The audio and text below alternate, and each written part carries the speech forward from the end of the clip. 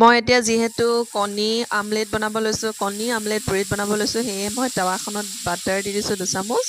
এয়া বাটাৰ 2 চামুচ দি মই অলপ সিজিবলৈ দিছোঁ, গলাৰ লগে লগে মই ইয়াত ব্ৰেড কিপিচ দি দিছোঁ। ব্ৰেড কিপিচ মই 2টা ছাইডে সিজাব লাগিব, 2টা ছাইড সিজিলে সিজি যাব। মই ইয়াত ব্ৰাউন ব্ৰেডটো দিছোঁ, ব্ৰাউন যিহেতু পেটৰ কাৰণে ভাল। আৰু এতিয়া মোৰ ব্ৰেড কিপিচ ভজা হৈ গ'ল। মই ইয়াত টাৱাখনত তেল দি দিছোঁ। তেল দি মই 2টা কণী ফিটি লৈছোঁ, সেইটো মই আপোনালোকক নেদেখালোঁ, কণীটো ফিটি ল'লোঁ। এয়া ধনিয়া, জলকীয়া আৰু পিঁয়াজ মই এড কৰি দিছোঁ। অপশ্যনেল হয়, আপোনালোকে যিটো ভাল পায় সেইটো দিব পাৰে। জলকীয়া কিছুমানে নাখালে, সৰু ল'ৰা ছোৱালীয়ে নিদিবও পাৰে।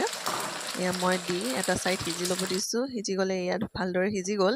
সিজাৰ লগে লগে মই ইয়াত ব্ৰেড কিপিচ দি দিছোঁ। ব্ৰেড কিপিচ দি মই এতিয়া লুটিয়াই দিম। মই 4 পিচ কৰি কাটি কিনে টিফিনত ভৰাম। এনেদৰে আপোনালোকে দিব পাৰে। আৰু সকলোৰে সোৱাদটো বেলেগ বেলেগ হয়। ব্ৰেড চপ, ব্ৰেড পকৰা চবৰে টেষ্টটো বেলেগ। এইটো ব্ৰেড অমলেট হয়, এইটো খাই চাব, এটা বেলেগ এটা টেষ্ট হয়।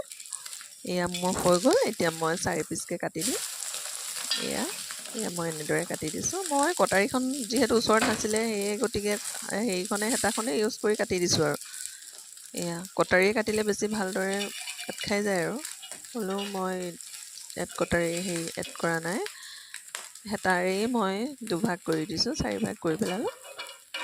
এয়া কম সময়তেই সিজি যায়, কম সময় লাগে, কম সময়ৰ ভিতৰতে আপোনালোকৰ হেল্ডি ব্ৰেকফাষ্ট ৰেডি হৈ যায়।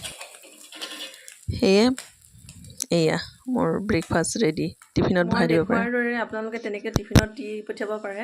সদায় একেটা বস্তু যিহেতু ল'ৰা ছোৱালীয়ে খাই বেয়া পায়। এতিয়া মই বিয়াখনলৈ গৈ আছোঁ, আমাৰ ঘৰৰ ওচৰৰ বিয়াৰ কিছু দৃশ্যাংশ আপোনালোকক দেখাই আছোঁ, চাই যাব। তেতিয়া